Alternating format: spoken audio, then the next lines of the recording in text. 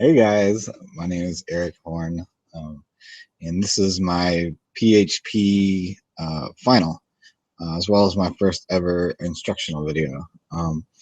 The assignment was to do a tutorial on something that we don't know how to do yet, and I was wondering to myself, how could I come up with something that might actually be useful? So I thought maybe I could build a website and sell some of the remnants of my glory days DJing in Atlanta, and perhaps some of the antique junk that my wife collects in the garage. The thing is, it's a kind of a pain in the butt to make tables in HTML because you have to put the tags in the right places and such. So I thought, what if I could make a template that would allow me to add a table of crappy techno records for sale without doing all that? I mean, I'm not going to sell my good ones, of course, anytime soon, anyways. Um, I'm going to explain how to make a that. Let me screen share real fast. That gets filled out with data from an associative array.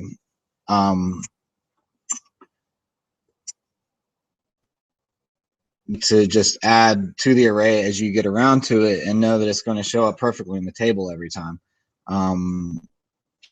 But first of all, an associative array is one where each ID is associated with a value.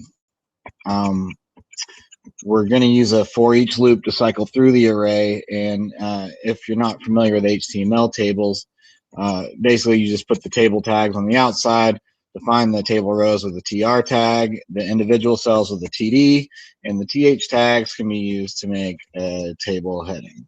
And now you know everything there is. So we're going to use I, the variable I, as an index right here to increment each time around and make sure that our table's getting filled out correctly.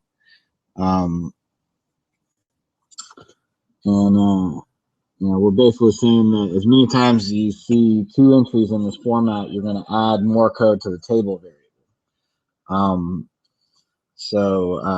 Then we're going to add another row, and we're going to do some extra code to make sure there isn't anything there when we're done.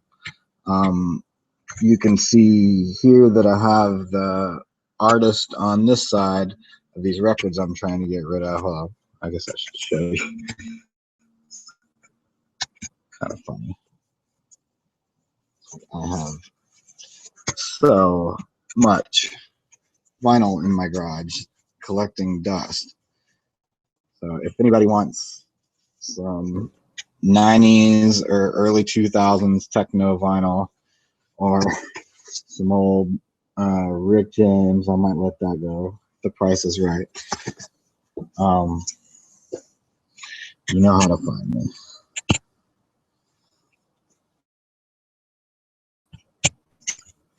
So you can see I put the artist names on the left side of the arrow and the name of the track on the right side. And down here, you'll notice that the table defined as the key on the left side, and then add the key in the val variable into different cells on the table. And then over here, this ends the row and starts a new one. And the I gets incremented every time so that we know when to start a new row. So basically, you're saying that you have this percent sign here, which is the modulus operator, and what that does is it says we're going to divide I into number of columns, and if the remainder of that is 0, then obviously it's time to start a new row in the table. And you finish off the table, and you clean up any loose ends. This last code basically makes sure that make sure that there's no extra rows and columns, and the bottom of your border gets filled out correctly. And here, you're basically just printing out the table, and then you're tying up the loose ends with the HTML. Let's see. Yeah.